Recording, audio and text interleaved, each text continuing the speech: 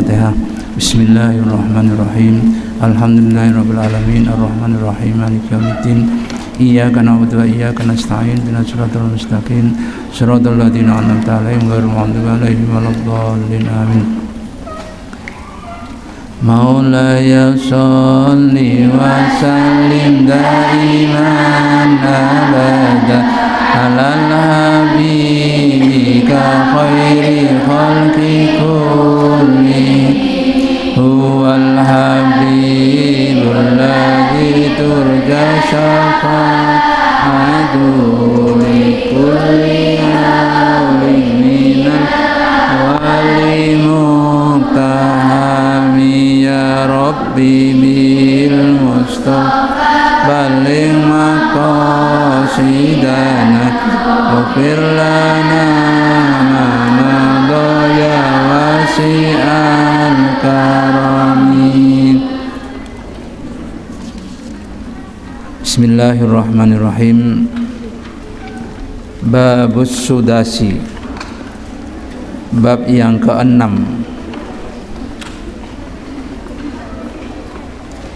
Wa fihi sab'ata asyara mau'idatan. Di dalam bab 6 ini terdapat 17 nasihat. Sintani khobaroni, 2 dari 17 itu adalah hadis Nabi. Wal baqi atharun, selebihnya adalah dari sahabat Nabi. Saya jelaskan dulu tentang sintani khobaroni.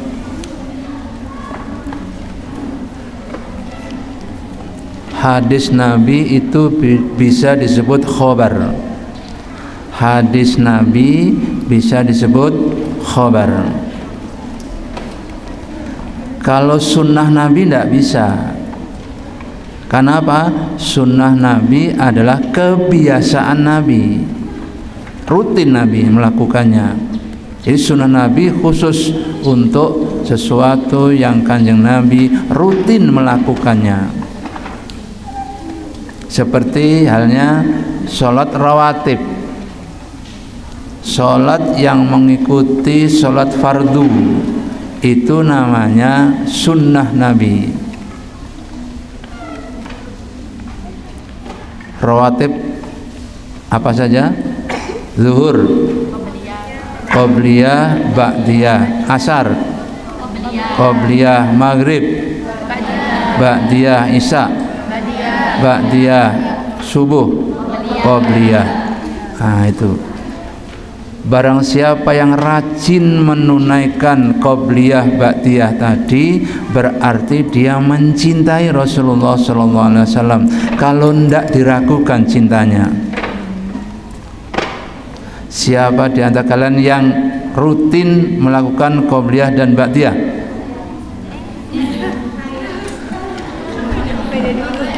Siapa dulu? Hah? Siapa rajin?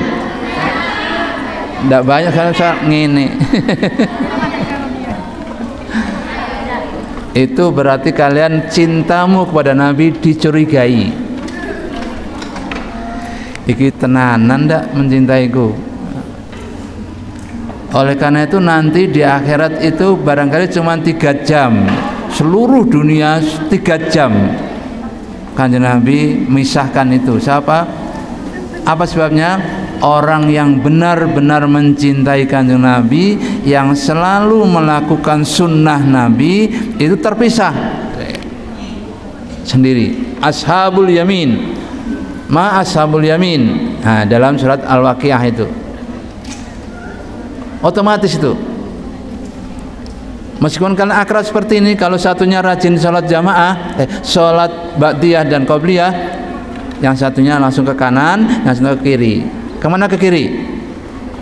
Hah? Kemana ke kiri? Ke neraka. Na'udzubillah min dzalik.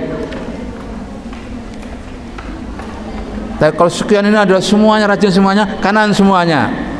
Nah, dari mana diperoleh tanda-tandanya orang yang mencintai Kanjeng Nabi dengan cara sholat sunnah dari wajahnya. Atharus sujud, dari wajahnya dia punya asar, bekasnya sujud.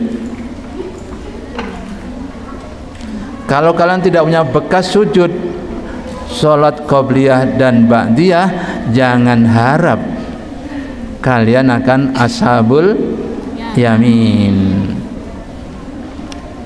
Ya, itu kita di dunia sudah tahu kok siapa yang rajin sholat qobliyah dan ba'diyah dan siapa yang tidak. Semangat betul untuk sholat qobliyah dan ba'diyahnya. Kalau kalian semangat, ya enggak, nanti ashabul yamin otomatis itu. Jadi kalau kalian semangat berarti ashabul yamin. Paham ya? Kemudian khobar itu bisa berasal dari Kanjeng Nabi, bisa berasal dari orang lain. Dari temanmu bisa khobar min akhina, boleh, tapi bukan hadis. Asar adalah kalau ada sahabat mengatakan kanan nabiyu, ono sopo Kanjeng Nabi dawuh ngene. Nah, itu berarti cukup sampai ke sahabat Nabi. Ya, jadi kalau Kanjeng Nabi, sahabat Nabi mengatakan kanan nabiyu, ono sopo Kanjeng Nabi dawuh begini, itu berarti asar, bukan sunnah, bukan khobar, bukan apa ya, asar termasuk hadis, hadis asar termasuk hadis tapi bukan sunnah. Ya, bedakan antara sunnah, khobar, hadis dan asar. Lebih kuat mana sunnah dan asar? Sunnah, karena sunnah selalu Kanjeng Nabi melakukannya. Puasa Senin Kemis itu adalah sunnah Nabi. Banyak Kanjeng Nabi melakukan puasa Senin dan Kemis. Biasanya mulai usia kalian seperti ini, mulai ketara ini calon ilmuwan atau bukan. Kalau calon ilmuwan semangat betul dia sholat sunnah, semangat betul dia puasa Senin Kemis. Kalau ndak halangan terus ndak pernah ndak puasa, selalu puasa. Itu pertanda dia, tanda-tanda anak ini calon orang pinter. Nah itu, paham ya? Itu asar namanya. Yang pertama al-maqalatul ula. Qala an-nabiyyu sallallahu alaihi wasallam sittatu asya'a hunna gharibatun. Bersabda Nabi sallallahu alaihi wasallam, sittatu asya'a, ada 6 perkara, hunna gharibah, mereka semuanya asing. 6 ini asing, apa saja? Atau au ba'idun anil munasabah, jauh dari umatnya. Fi sittati mawadhi'a, dalam 6 perkara. Al masjidu gharibun, masjid itu asing. Idza kanal masjidu mabniyan fima baina qaumin la yusalluna fiha. Masjid itu asing apabila dibangun di tengah-tengah orang yang tidak pernah sholat. Akhirnya sepi masjid itu. Itu berarti masjid ini gharib, asing. Wal mushafu gharibun, sedangkan yang kedua adalah mushaf. Mushaf Al-Quran yang gharib, asing dia. Kapan? Idza kanal mushafu maudu'an fi manzilin fi manzili qaumin la yaqra'una fi, di tempat orang-orang yang tidak pernah membaca Al-Quran. Tutup aja, lihat Quranmu di rumah itu, beli baru, letakkan di atas lemari, tidak pernah dibuka, sudah 7 tahun tidak apa-apa, hanya kena debu saja, tapi tetap baru dia. Berarti itu mushaf yang asing dia. Masing-masing ini menderita dia. Masjid juga menderita, mushaf juga menderita. Kenapa? Tidak pernah dibuka. Oleh karena itu Quran yang cepat rusak itu bisa baik, bisa berarti baik. Kenapa? Sering dibuka dia. Tapi Quran yang baru terus-menerus tidak baik. Kenapa? Tidak pernah dibuka, tidak pernah dijamah dia. Nah, jadi Quran pun, mushaf Quran pun itu bisa gharib dia, bisa asing dia. Di kamarmu ada Quran enggak? Sudah masih bagus enggak? Hah? Masih bagus ya? Kotor. Kalau kotor berarti sering dibuka ya. Tapi jangan dibuka tok, harus dibaca. Tradisinya, kebiasaannya sahabat Nabi dulu menggunakan teori fami bisyaukin.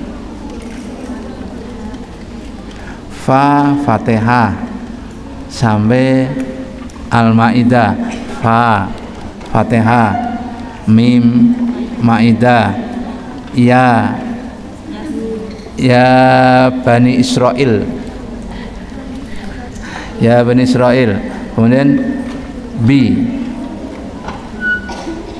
apa B? Apa ya? B itu bi syaukin, shinnya apa? Kali ya. Tapi menggunakan teori itu, fami bi syaukin, mulutku rindu. Artinya fami bisyaukin, mulutku rindu. Rindu dengan apa? Dengan membaca Al-Quran. Kita dekat dengan Allah dengan cara membaca Al-Quran. Kita dekat dengan Allah dengan cara membaca Al-Quran. Bagaimana Anda tahu Allah berkata-kata kepadamu? Bagaimana Anda tahu Allah telah berkata-kata kepadamu? Melalui Al-Quran. Al-Quran itu sudah lengkap. Bahkan yang belum terjadi sudah ada dalam Al-Quran.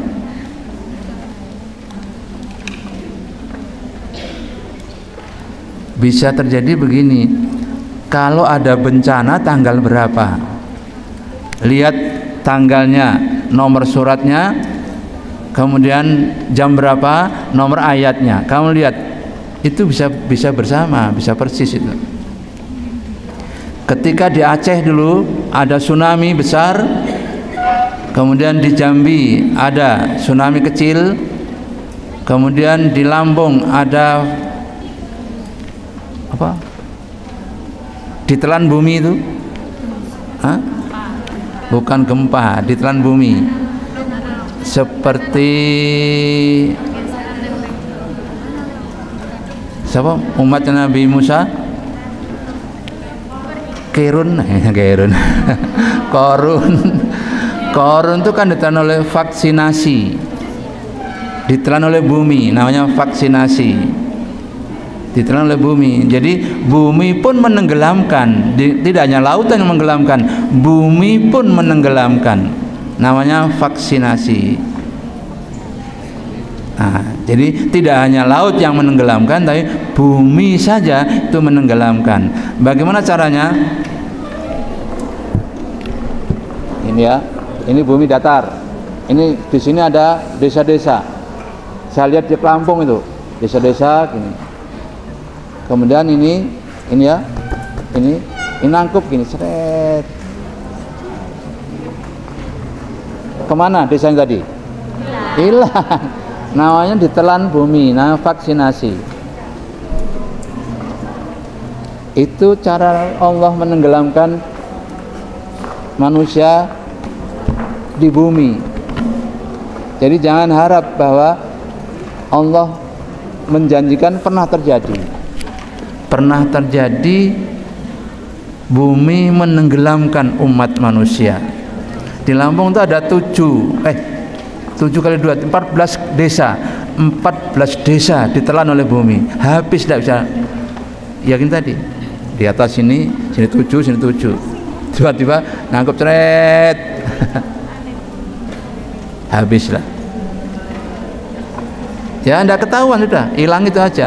Satu kecamatan 14 desa habis ditelan bumi. Makanya kita tidak boleh menyombongkan diri.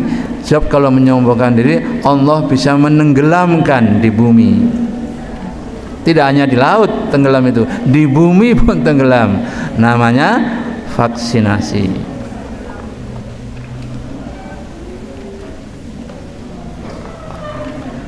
Sudah, nanti kemana-mana ini. Mushaf menjadi asing di rumah yang tidak pernah orang membaca Al-Quran. Wal Qur'anu gharibun. Quran juga asing. Idza kana mahfuzun. Apabila orang tidak membaca Al-Quran fi jawfil fasik, dari mulutnya orang-orang fasik. Orang fasik tidak pernah baca Quran. Jadi kalau kalian selama di pondok tidak pernah baca Quran berarti fasik. Ada tak? Tidak ada? Tidak ada. Saya yakin tidak ada kalian kecuali 1, 2, 3. Jadi orang yang tidak pernah membaca Al-Quran disebut fasikun. Apa itu fasik? Mulutnya dan hatinya tidak sama. Mulutnya mengatakan ya, hatinya tidak. Mulutnya mengatakan tidak, hatinya iya. Jadi bolak-balik itu. Itu namanya fasik. Yakni fi qalbi man taqadahu wa syahidahu wa lam ya'mal bima fihi. Fasik adalah dalam hatinya punya i'tiqad dan menyaksikan, walam ya'mal, tidak mengamalkan dengan apa yang disaksikan oleh i'tiqadnya tadi. Nah itu. Apa itu fasik?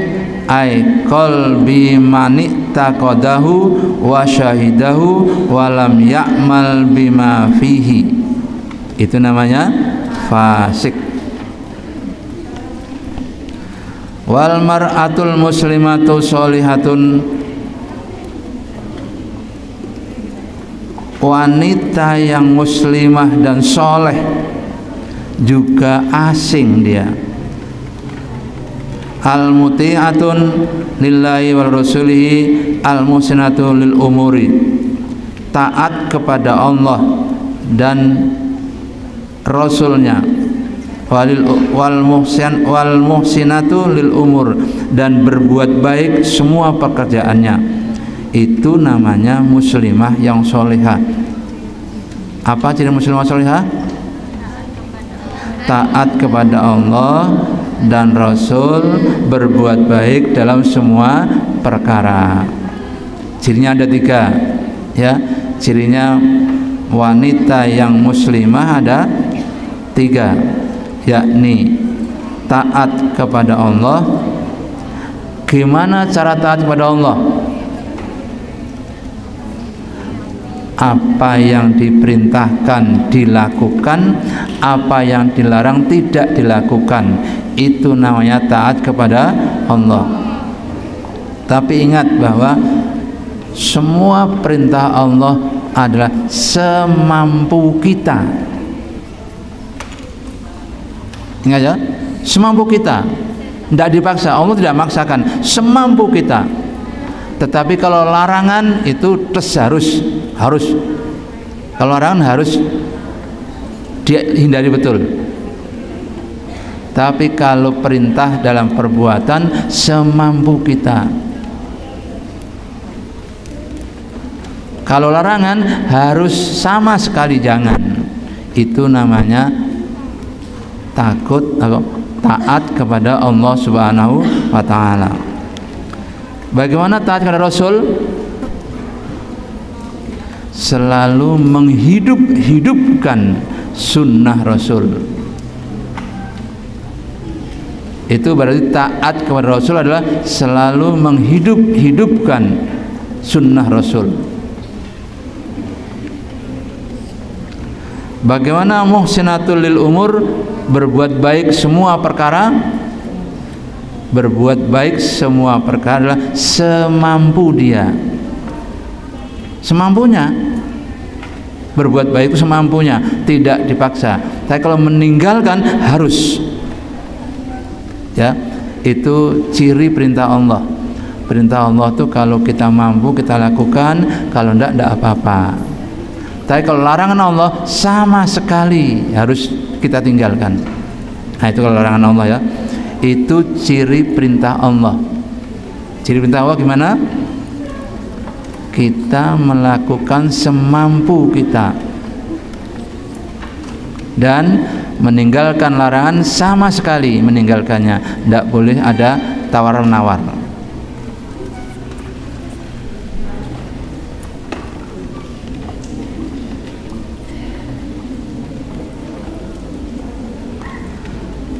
Fi yadika rajulin zalim, artinya wanita yang muslimah tadi di tangannya seorang laki-laki yang zalim. Apa itu zalim? Wad'u syai'in fi ghairi mahallihi. Zalim artinya adalah wad'u syai'in fi ghairi mahallihi, meletakkan sesuatu tidak pada tempatnya. Namanya zalim. Wad'u syai'in fi ghairi mahallihi, menempatkan sesuatu tidak pada tempatnya. Namanya zalim.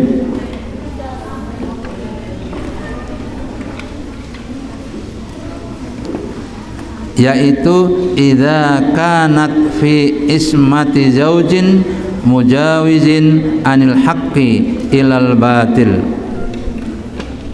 sayyi'il khuluq, yang disebut akhlak yang buruk. Zalim disebut akhlak yang buruk. Qala Nabi sallallahu alaihi wasallam, ahabbukum ila ahsanukum akhlaqa, yang aku cintai untukmu, ahabbukum utawi mencintaimu, ilayya kepadaku, ahsanukum akhlaqa, yaitu orang yang terbaik akhlaknya. Jadi ibadah yang terbaik adalah akhlak yang mulia. Bukan sholat, bukan puasa, bukan mahdoh, tapi adalah justru malah sosial. Ibadah yang terbaik bukan yang ibadah mahdoh, tetapi justru malah yang sosial. Ahsanukum akhlaqo, itu adalah perilaku terbaik. Perilaku terbaik adalah ahsanukum akhlaqo. Perilaku yang terbaik itu bukan sholat yang bagus, ndak, puasa yang bagus, ndak, tapi justru malah sosial. Ahsanukum akhlaqo. Muatti'una aknafan alladhi ya'lafuna wa yu'lafuna wa khusnul khuluq. Orang yang merendahkan diri. Aknafan alladhi ya'lafuna wa yu'lafuna wa khusnul khuluq. Lemah lembut dia. Orang yang berakhlak adalah dia merendahkan diri, bukan berarti rendah dia, tapi andap asor. Dia lemah lembut, ya'lafuna wa yu'lafun. Wa husnul khuluq disebut akhlak yang indah. Ayyakuna salal arikah layil janib taliqal wajhi qalilal fauzi thayyibal kalimah. yakni mudah berurusan dengan dia. Karena apa? Karena lembutnya. Toliqul wajhi, wajahnya berseri-seri, ceria. Qalilal fauz, sedikit sekali kebahagiaannya, tapi tampak betul. Thayyibul kalimah, kalimatnya selalu enak didengar. Nah, itu ciri dari laki-laki yang baik. Ciri laki-laki yang baik adalah lemah lembut, wajahnya ceria, sedikit bicaranya tetapi kualitasnya bagus. Nah, itu ciri-ciri laki-laki. Jadi kalau kalian pilih jodoh, cari seperti itu ya. Lemah lembut, terus sedikit bicara. Kalau berbicara berkualitas. Nah, yang paling mudah adalah kalau berbicara berkualitas, mutu ada, itu berarti laki-laki yang baik. Ojo sembarangan cari jodoh, kepidak kakinya di bis, jodoh itu bukan. Karena ada toh kepidak kakinya di bis, wah kamu jodoh saya berarti, bukan. Harus cari yang lemah lembut, ya. Kata-katanya jarang tapi menyenangkan gitu. Ini rahasia laki-laki sebenarnya. Nggak saya beritahu kalau nggak kamu tuh. Katakannya jarang-jarang tapi enak didengar gitu. Itu namanya laki-laki yang baik. Qala Rasulullah sallallahu alaihi wasallam, ahlul jannati kullu hayyin layyinin sahlin tolikin. Ahli surga adalah tiap-tiap yang lemah lembut, mudah bergaul padanya. Bukan sulit, enggak, mudah bergaul padanya, lemah lembut dia. Juga lawannya begitu. Kalau kalian pilih laki-laki, nanti pilih laki-laki yang lemah lembut dan mudah bergaul, mudah senyum dia.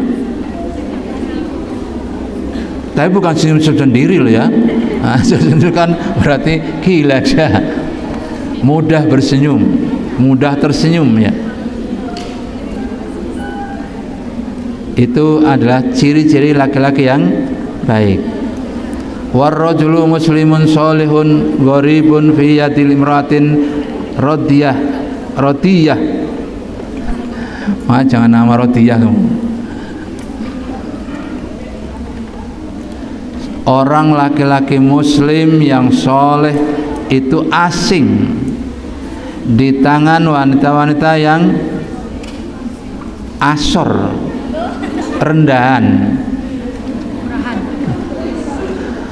Wanita yang rendahan. Jangan jadi wanita yang rendahan. Ada nama Rodiyah? Ojo nomor Rodiyah berarti rendahan. Wanita rendahan. Wais. Pakai dot ya. Kalau pakai dot enggak Rodiyah ridho gitu. Rodiyah pakai dal, rendahan dia. Kalau Rodiyah pakai dot berarti dia mudah rela. Tapi Rodiyah berarti rendahan. Apa artinya? Ai idza kana fi mu'asyarati imra'atin wadi'atin fil hasabil akhirah fin nasab. Apabila ada dalam pergaulan seorang wanita yang rendah dalam hasab, rendah dalam keluarga, hakirah, yang hina dalam nasab. Ini ada bicara soal nasab. Jadi wanita yang rendahan, rodiyah itu namanya. Wanita yang rodiyah adalah dia rendah, memang tidak bisa naik, dia rendah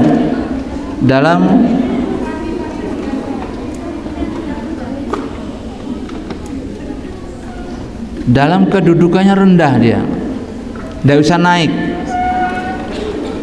Hakirah, hina fin nasab, dalam soal nasab. Jadi wanita dipilih, laki-laki akan memilih wanita yang nasabnya baik dan tidak hina. Caranya adalah memperbaiki akhlaknya. Wanita yang akhlaknya bagus, sopan, santun, lemah lembut, tetapi tidak mudah tersenyum. Kalau laki-laki mudah tersenyum, tapi kalau wanita tidak mudah tersenyum, disalahartikan kamu. Kamu senyum pada orang lain laki-laki, wah dia jatuh cinta padaku ya, gitu. Makanya jangan mudah tersenyum pada laki-laki. Yang tidak kenal jangan kamu senyumi. Wah, kamu senyum nanti laki-laki akhirnya wah dia jatuh cinta padaku dia. Enggak, ya. Makanya wanita yang baik adalah wanita yang lemah lembut tetapi tidak mudah senyum kepada siapa saja.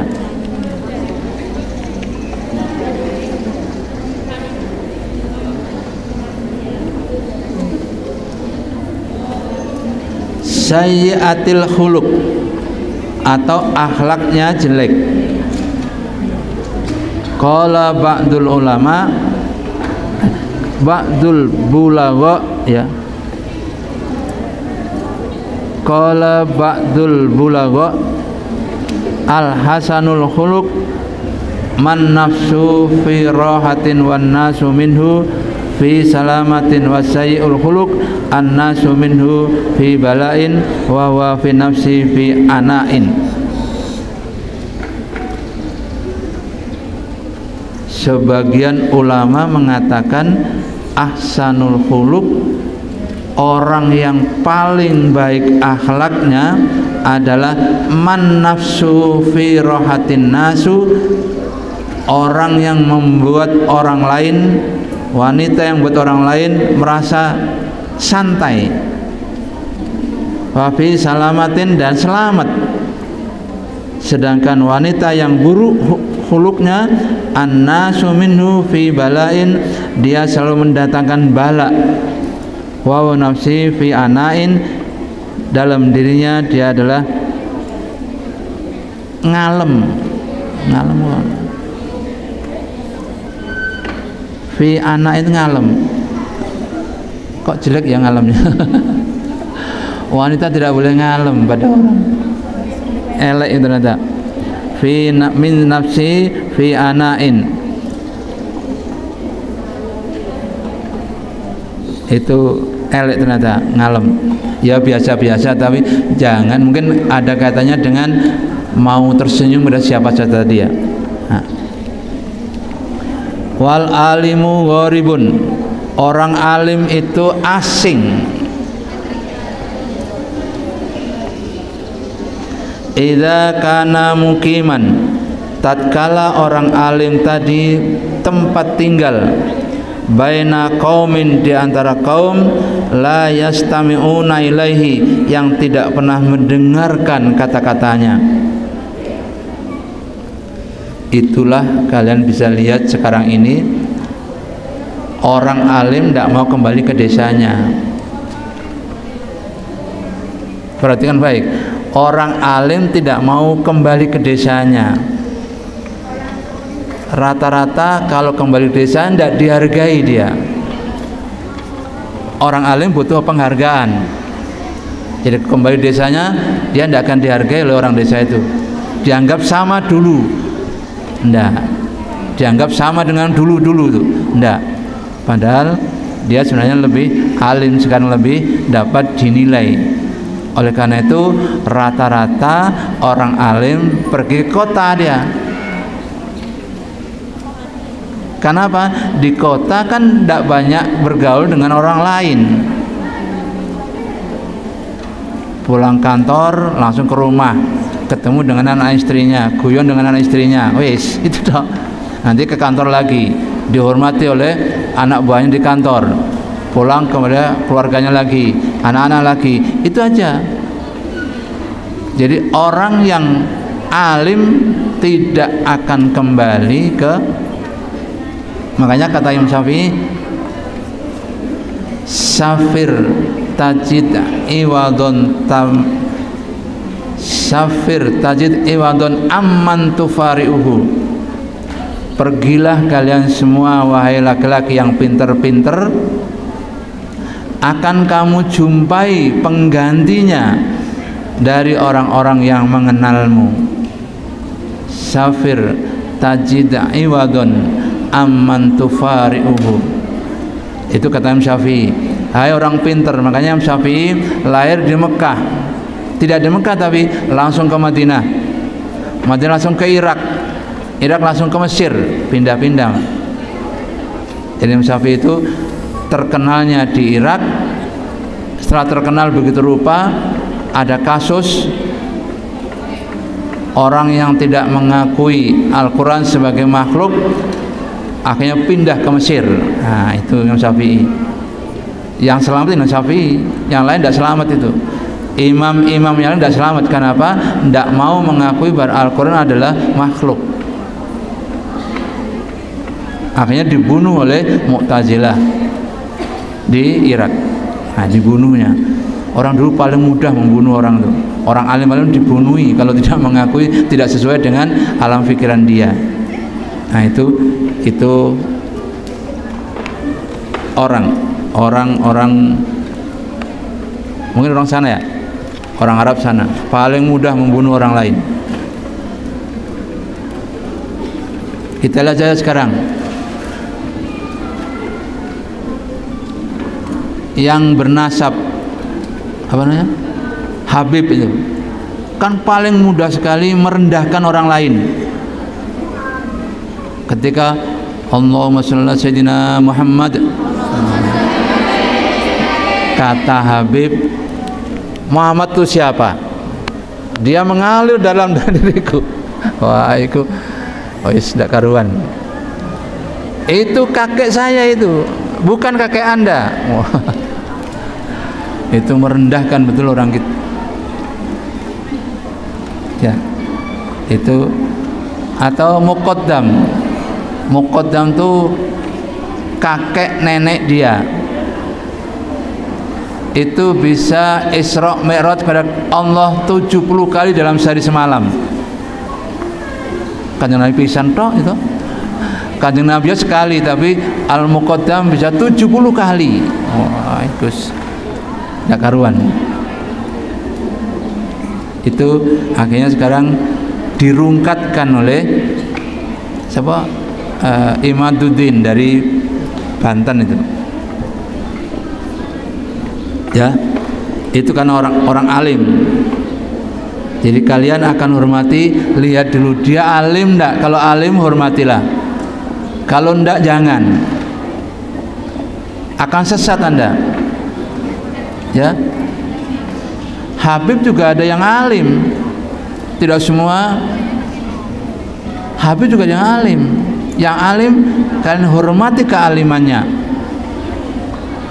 Ada yang BODO. Oh, BODO. Itu jangan kamu hormati. Kamu akan jadi mangsanya.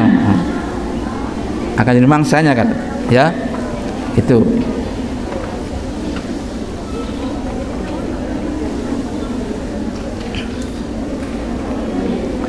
Summa qala Nabi sallallahu alaihi wasallam. Kemudian bersabda Nabi sallallahu alaihi wasallam, Inna Allah Ta'ala yanzuru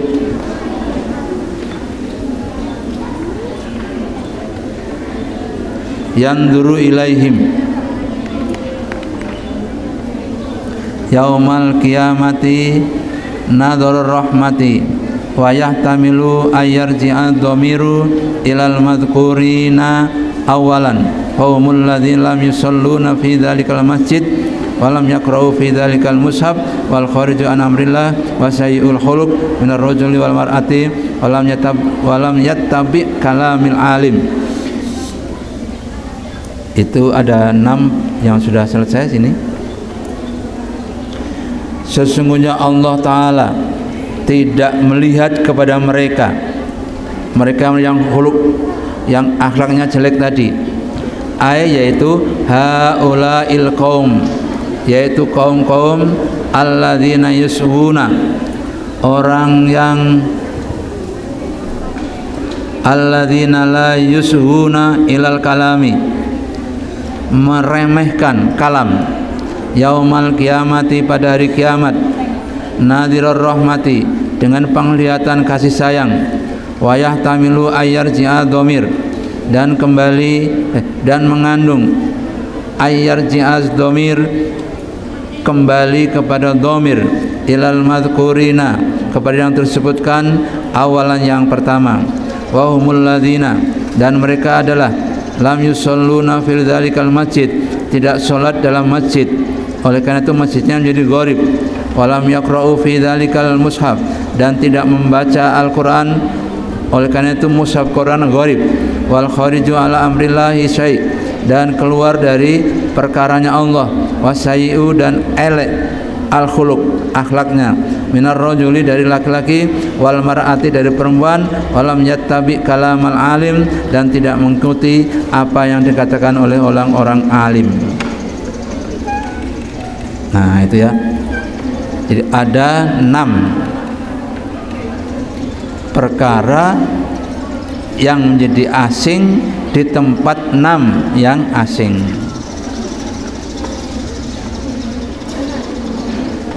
Ada kalimat nadhurur rahmah begini, ada orang yang mencintaimu, kalau melihat Anda apa yang akan rasakan? Ya, jadi ada orang mencintai Anda, melihat Anda, apa yang Anda rasakan? Ya, wah itu hatinya deg-degan betul itu. Ya, deg-degan betul itu. Apalagi Allah yang melihatnya.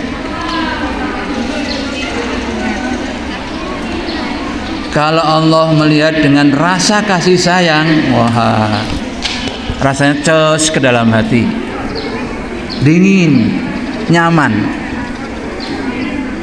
Sama dengan kalian dilihat oleh kekasih Anda. Siapa kekasihmu sekarang? Bapak ibumu. Aduh. Siapa kekasihmu sekarang? Bapak ibumu. Your brother and your mother. Bapak ibumu. Nah, itu yang melihat Anda, wah rasanya itu Bapak, langsung Anda langsung mendekatnya dan memeluknya, tidak ragu-ragu lagi, tidak canggung lagi. Kenapa? Orang tuamu melihatmu dengan rasa kasih sayangnya, sehingga Anda ragu-ragu lagi. Aku meluk pun tidak apa-apa, langsung Anda dekat, langsung peluk. Kamu lihat kalau waktu Minggu Sambangan, ya, Minggu Sambangan tuh, ayo Bapak, langsung peluknya bapaknya, kadang ibunya. Jadi dia dekat dengan bapaknya, langsung ngejar, langsung dipeluknya bapaknya. Ibunya keri-keri, kadang ibunya dulu, bapaknya keri-keri. Mana dekat dia? Yang dekat itu didahulukan.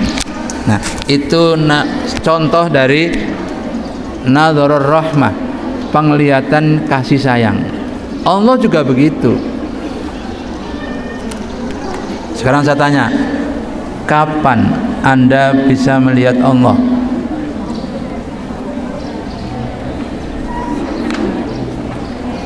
Kapan? Hah? Kapan? Anda melihat Allah tapi kamu lupakan ketika Anda dalam kandungan ibumu. Allah datang kepadamu bertanya, alastu birabbikum, bukankah aku ini Tuhanmu? Kalian jawab, qalu bala, inggih panjenengan adalah Tuhan saya. Syahidna, aku saksikan. berarti kalian pernah menyaksikan Allah dalam kandungan ibumu. Itu yang kalian rindukan. Saya akan melihat di dunia ini, lupa Anda, lupa seperti apa Allah itu, lupa. Kemudian Anda berjuang sedemikian rupa ingin melihat Allah lagi. Kapan tercapainya? Nanti di surga. Di surga kemudian Allah menampakkan diri, dia tanya, wahai hamba-hambaku, apakah surga telah memuaskanmu? Ya Allah, ada yang menjawabnya, ya Allah, surga telah memuaskan. Apa yang kami inginkan semuanya ada di surga. Tapi ada yang mengatakan, ya Allah, ternyata lebih nikmat mati syahid dibandingkan di surga ini.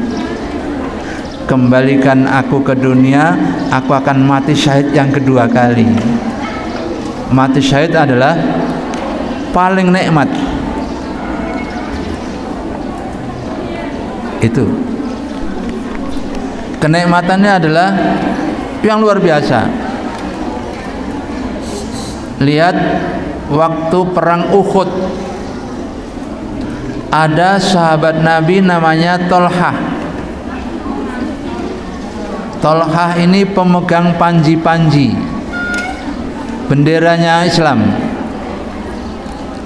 Kemudian karena dia pemegang panji-panji harus dihancurkan dulu oleh Quraisy, maka dihancurkanlah Tolhah dengan 70 luka. Kedua tangannya tidak ada, kedua telinganya tidak ada, hidungnya tidak ada, semua 70 luka. Tapi masih bergerak-gerak bibirnya, bibirnya masih bunyi. Rasulullah, kamu lihat orang di surga, lihatlah dia, Tolhah. Kemudian bibirnya bergerak-gerak, telinga kanjeng dekatkan ke bibirnya, senyum kanjeng Nabi, senyum. Kenapa? Tolhah menceritakan, aku sudah mendapat tempat ya Rasulullah di surga dekat denganmu nanti. Senyum. Kemudian masih bergerak-gerak lagi, ditempelkan lagi telinganya ke dalam, ke Tolhah, telinga tempelkan lagi, nangis. Mengapa kau nangis? Rasulullah nangis karena Tolhah ingin duluan. Saya duluan Rasulullah, jangan nyusul. Duluan mati dia. Setelah bilang begitu, langsung menembuskan nafas terakhirnya, mati dia. Kemudian Rasulullah memegang, mencari apa namanya, panji-panji tadi yang telah menyelimuti dirinya, yang telah menyelimuti Tolhah tadi. Diambilnya, kemudian dibentangkan gini panji-panjinya. Apa kata Rasulullah? Ummati, ummati, ummati, ummatku, ummatku, ummatku. Apa artinya? Kemudian Rasulullah nutupnya diminta oleh Umar Ibn Khattab, dimintanya, dibentangkan lagi. Ternyata itu gambar bintang dan bulan sabit. Dan bulan sabit, bunder tuh itu. Kalau letakkan di sebuah globe, plek, bunder persis. Yang lubang-lubang bintang-bintang itu adalah laut, yang bintangnya adalah daratan. Sedangkan yang tipis bulan itu adalah daratan, tapi tidak banyak penghuninya. Kenapa? Sangat dingin. Itulah umatnya Nabi Muhammad. Sudah diramal oleh kanjeng Nabi, umatnya akan memenuhi bumi ini.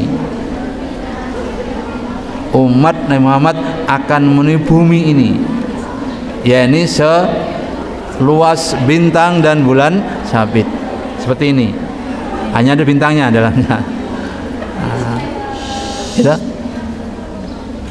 Itu yang diterjemahkan oleh Umar Ibn Khattab. Itulah asar namanya.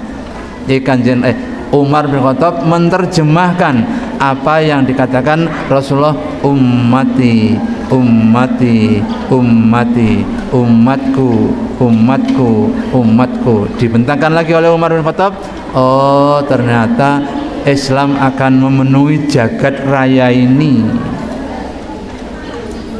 Nah itu. Jadi jagat raya nanti belum kiamat kalau belum terpenuhi oleh orang Islam.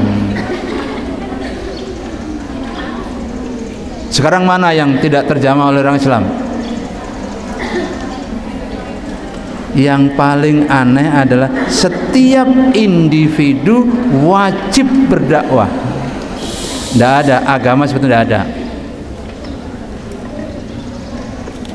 Hanya agama Islam mengatakan setiap individu wajib berdakwah.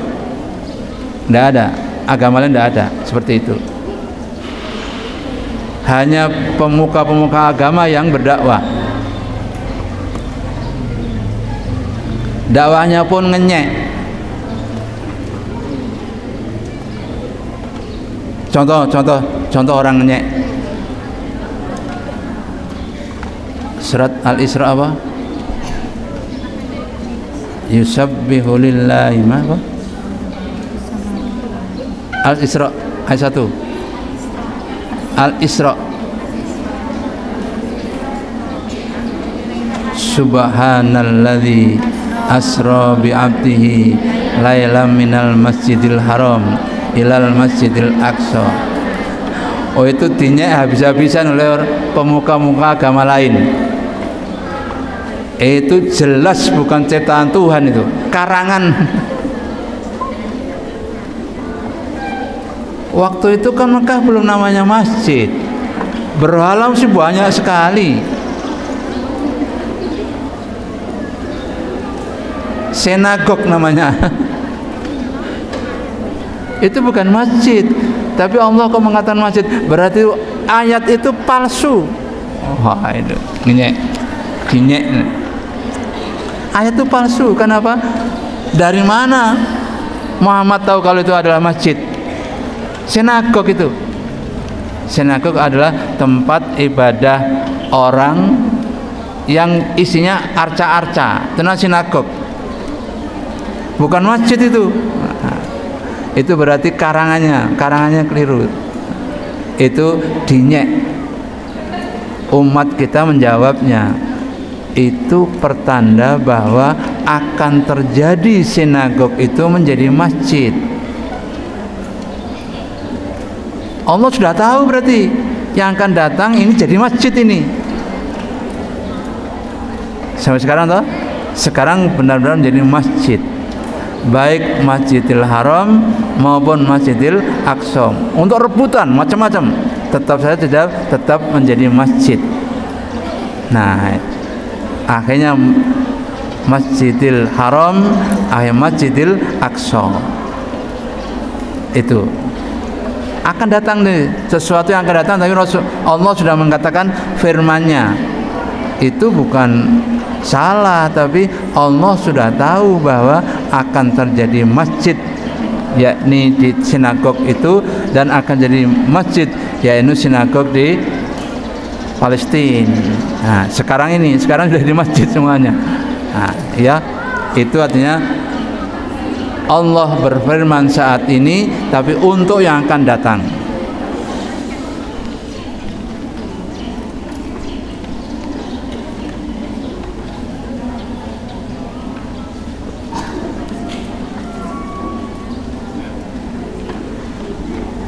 Oke, sekarang yang kedua.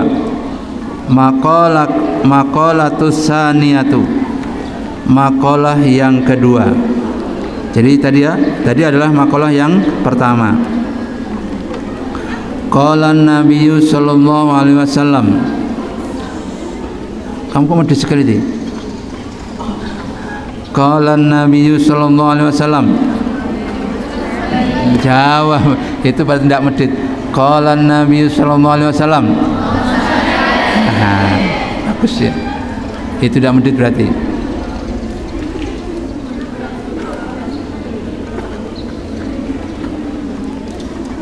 sittatun la'antuhum walanahumullahu ta'ala doa minhu sallallahu alaihi wasallam wa kullu nabiyyin mujabud da'wat.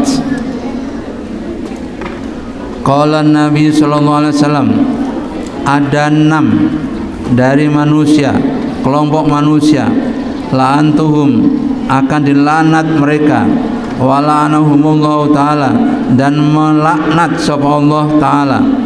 Doa minhu sallallahu alaihi wasallam atas doanya sallallahu alaihi wasallam alaihim atas nas, him nas.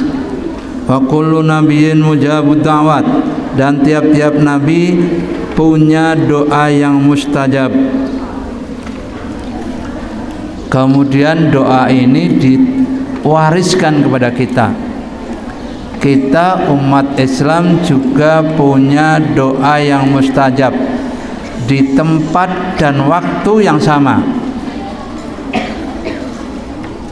Tempatnya di masjid, waktunya adalah bainal khutbatain. Itu kalau laki-laki yang ngerti, yang paham tentang ajaran, begitu doa, begitu khatib menyelesaikan yang pertama, maka dia langsung berdoa. Karena apa? Tempat dan hal yang sama.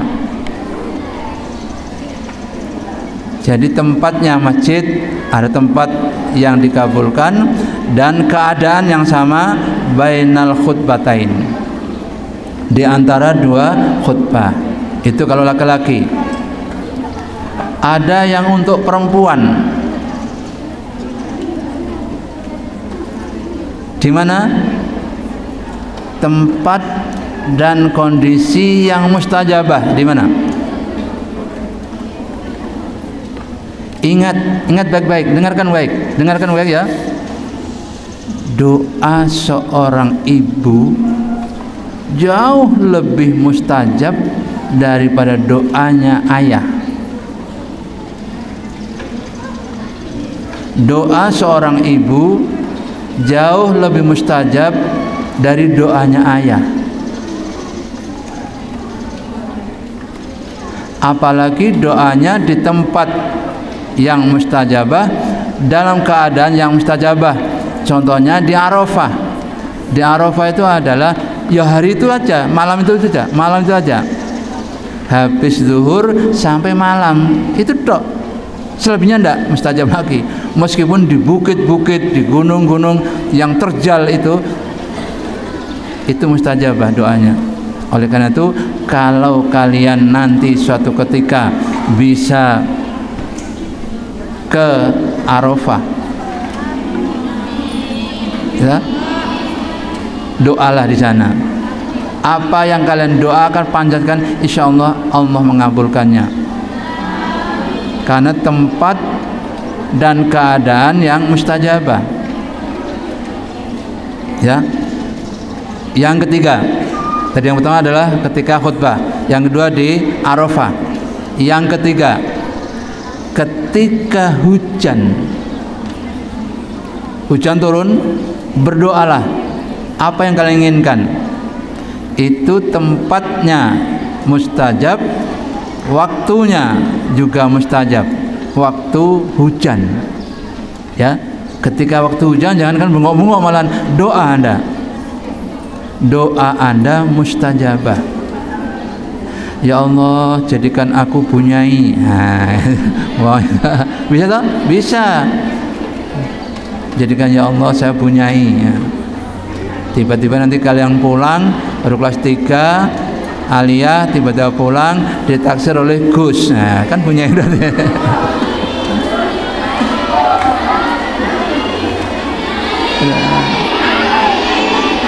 Tak enak sih.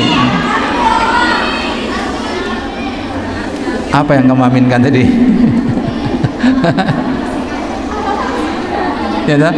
Itu. Karena dilamar oleh Gus. Gitu. Kayak Gus beneran loh, bukan Gus-Gusan. Ada contoh toh? Setiap tahun ke sini itu dulu mendengarkan pengajian ini untuk doa, ya Allah jadikan aku bunyai. Nah, ketika hujan dia berdoa, ketika di masjid berdoa, pokoknya dia doa mintanya menjadi bunyai. Sekarang jadi bunyai beneran. Di mana? Ada Mojokerto? Ya tadi di Mojokerto itu. Itu alumni sini diambil oleh Gus, mendirikan pondok pesantren dan setiap tahun datang ke sini. Dulu asalnya 1 kol, yang kedua 2 kol, yang ketiga 1 bis, terus berkembang terus dia. Khusus Al-Quran dia, khusus Al-Quran aja, tidak yang lain. Al-Quran itu aja, menghafalkan Al-Quran. Ternyata banyak sekali sekarang peminatnya. Nah, itu artinya doa yang makbul, doa yang diijabahi oleh Allah Subhanahu wa taala. Kalian juga begitu, bisa terjadi. Bisa dari Nganjuk, bisa dari mana? Surabaya, bisa dari Jawa Timur, sebelah timur sana, bisa terjadi. Asalkan kalian serius berdoanya, Allah akan mengabulkan. Kapan tadi? Kapan? Waktu hujan. Waktunya hujan. Pas hujan kalian ambil air wudhu, kemudian sholat apa saja, sholat mutlak ya, sholat mutlak. Terus berdoa, ya Allah jadikan aku pemuka agama di desa saya.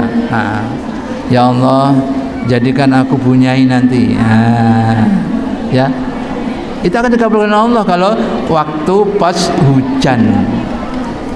Ojo bengok-bengok, ya, pas hujan ya. Karena apa? Doanya orang seperti ini seperti doanya para nabi. Ingat, doanya orang seperti ini seperti doanya para nabi. Doa nabi itu pasti dikabulkan oleh Allah.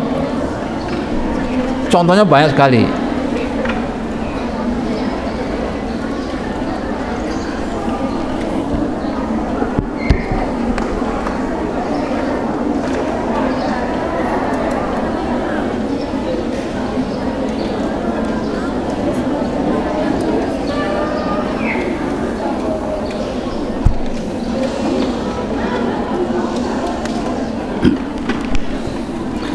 Daya itu curahnya kanjeng Nabi.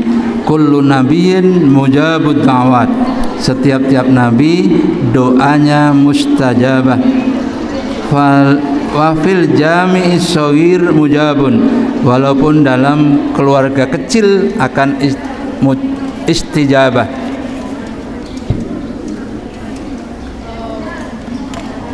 Bi khadfil mudhaf ilaihi ay minallahi ta'ala wa minal khalqi. Baik yang berhubungan dengan Allah dan berhubungan dengan makhluknya akan diijabah oleh Allah Subhanahu wa taala. Wa ruya biyahin tahtiyatin badal mimi wal jumlatu minal mubtada'i wal khabari halun min fa'ili lantuhum. Diriwayatkan biya dengan ya tahtiyatin, kan jarang badalal mim sebagai badalnya mim, wal jumlatu minal mubtadi sedangkan jumlah dari mubtada, wal khobar halun menjadi hal min fa'ili dari fa'il la antuhum.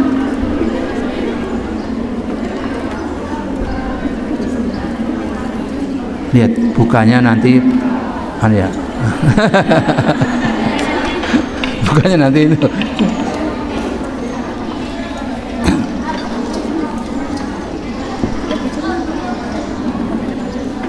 Az-zaidu fi kitabillahi ta'ala, tambahan dari kitab Allah Ta'ala.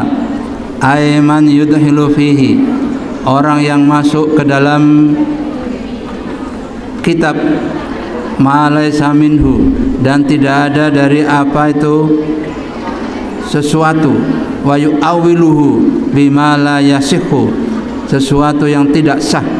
Al-mukadzibu bi qadarillahi ta'ala, yang mendustakan dengan takdirnya Allah Ta'ala. Wahwa yaitu ta'alluqul iradatil dzatiyati, yaitu terhubung dengan zatnya, bil asya'i dengan sesuatu, fi awqatihal khassah, dari waktu yang khusus. Fata'alluqu kulli halin min ahwalil a'yani bi zamanin muayyanin wa sababin muayyanin ibaratun anil qadari. Jadi ingat, kita tidak diperkenankan untuk apa? Ngersulo, atau ngersulo apa? Ngersulo, mengeluh ya.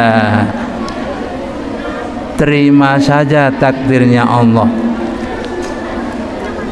Kalau kita bisa menerima takdir Allah, maka Allah akan mengganti yang lebih baik. Yang kita angan-angan apa? Tiba-tiba terjadi peristiwa, itu takdir Allah. Kemudian kita alhamdulillah terjadi peristiwa yang tidak mengenakkan kepada saya. Nah, nanti akan diganti Allah yang lebih baik lagi. Itu artinya. Wal mutasallitu bil jabarut, dan akan campur dengan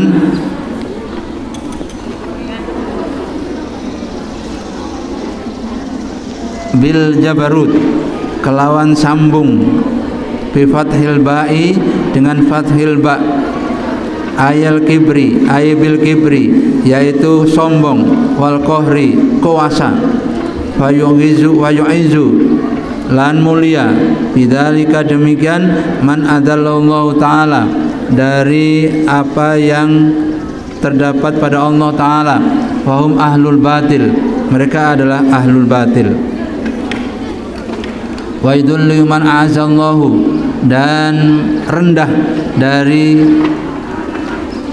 ngasorake, wa yudhillu, dan ngasorake, man orang, a'azullah, dari kemuliaan Allah. Wahum ahlul haqqi, mereka adalah ahli hak. Qauluhu fayughayyiru bil fa'i, athu tafsiri wa fi sunnatil billami, yaitu dengan sunnah fi nuskhatin billami, ditulis dengan lam. Wal mustahillu biharamillahi ta'ala, dan mustahil dengan haramnya, yang mustahil apa yang diharamkan oleh Allah Ta'ala, mustahil apa yang diharamkan oleh Allah Ta'ala, bi fathil ha'i warra'i. Ini urusan nahwu. Ay harama kata wa huwa man fa'ala fil harami ma yahrumu fi'luhu, apa yang diharamkan dalam tanah haram, maka haram pula melakukannya. Wal mustahillu fi itrati, dan mustahil min itrati, ay dzurriyyati wa qarabati, yaitu keluarga dan orang dekat. Ma haramallah, apa yang diharamkan Allah. Wa huwa man fa'ala fi dzurriyyati Rasulullah sallallahu alaihi wasallam, apa yang diharamkan Allah.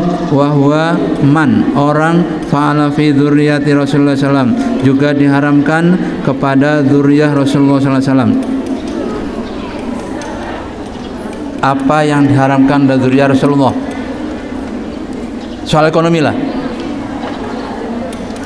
Apa yang diharamkan kepada dzurriyyah Rasulullah? Menerima zakat. Dzurriyyah Rasulullah tidak boleh menerima zakat. Sedekah boleh, tapi zakat tidak bisa. Padahal banyak sekali orang-orang akan berzakat diberikan kepada keluarga Rasulullah, tapi tidak boleh. Bayangkan pada saat itu toh, yang menerima zakatnya adalah zuriyah Kanjeng Nabi, keluarga Kanjeng Nabi, kan senang sekali. Tapi tidak boleh. Sampai sekarang pun tidak boleh zuriyah Kanjeng Nabi menerima zakat. Wali Songo tidak menerima. Bangun masjid di mana-mana tapi tidak menerima zakat. Oleh karena itu saya ingatkan kepada kalian semuanya, calon-calon bunyai ini,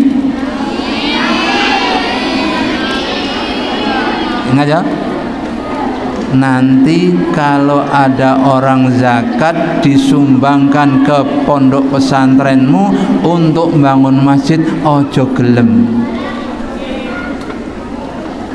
Meskipun besar zakatnya, ojo, jangan untuk bangun masjid.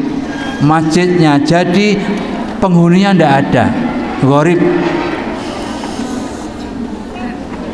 Ya. Karena kan tukang bisi suamimu. Mas, jangan nerima. Soalnya itu harta zakat. Ndak untuk bangun, jangan untuk bangun. Jangan, karena itu miliknya fakir miskin itu. Miliknya fakir miskin untuk bangun, layak enggak? Enggak layak, enggak boleh. Jadi harta zakat tidak boleh diterima oleh zuriyah Rasulullah Sallallahu Alaihi Wasallam. Paham ya?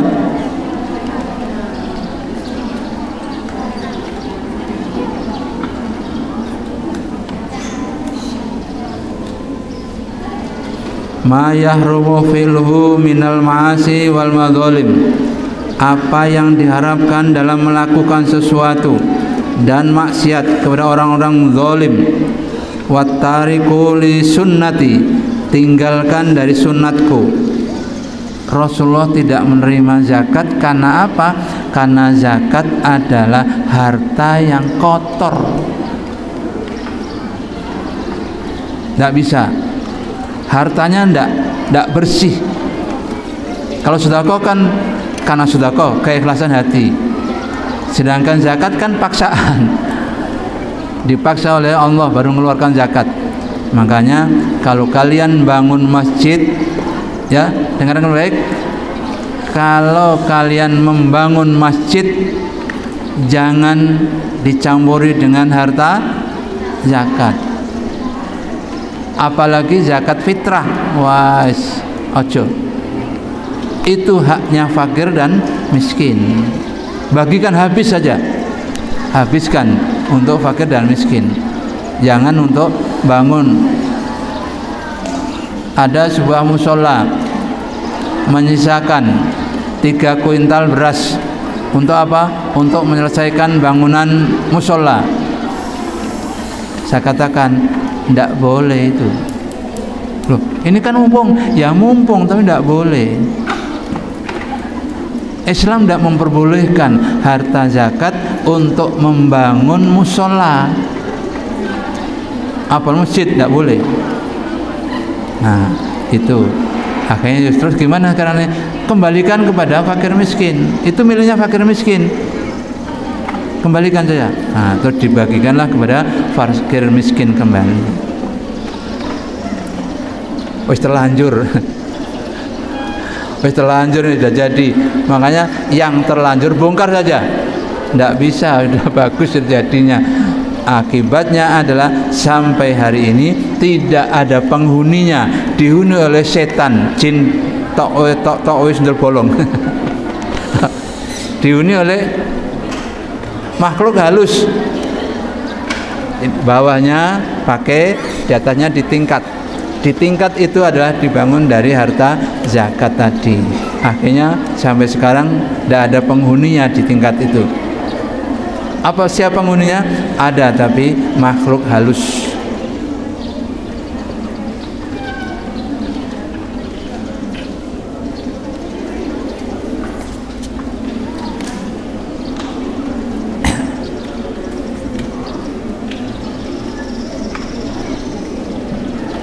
fa innallaha ta'ala yanzuru ilaihim yaumal qiyamati nadhar rahmah.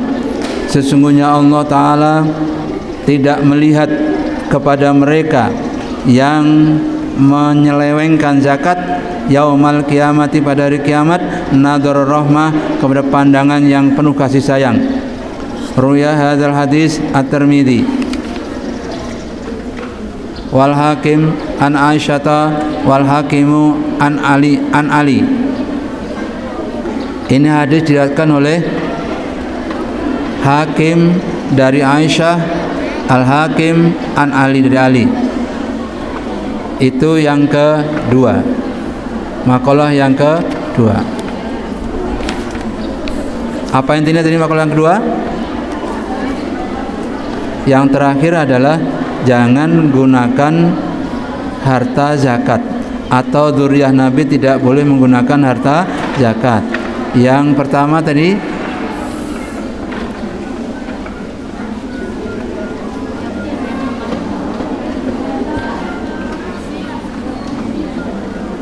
sesuatu yang diharapkan oleh Allah maka jangan diambil.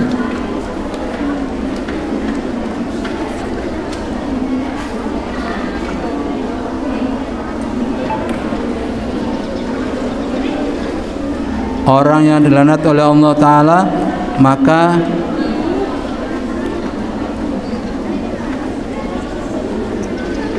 tidak akan mustajab. Dan tiap-tiap nabi punya waktu dan tempat yang mujabud da'wat. Nah, itu tadi makalah yang kedua.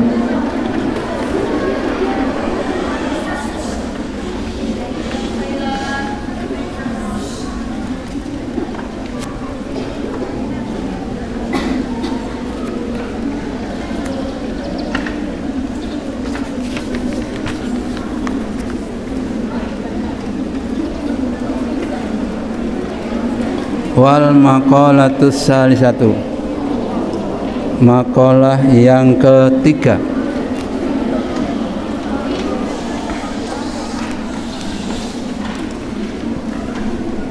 Masih lama masih lama. Ini jam 6 kurang 10. Ya, betul ya? Jam 6 kurang 10. Hah? Dah kelihatan. Jam berapa ini? 6 kurang 10 ya. Maghribnya jam berapa? 53 ya. Kurang 3 menit.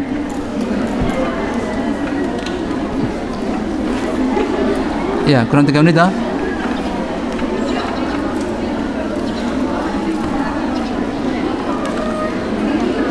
Rabbi fa'fana bi barakati wa binal husna bi hurmati wa amitna fi tariqati wa mu'afati minal fitani Rabbi fa'fana bi barakatin wa dinal husna bi hurmatihim wa amitna fi tariqatihim wa mu'afatihim Rabbi fa'fana bi barakatin wa dinal husna bi hurmatihim wa amitna fi tariqatihim wa mu'afatihim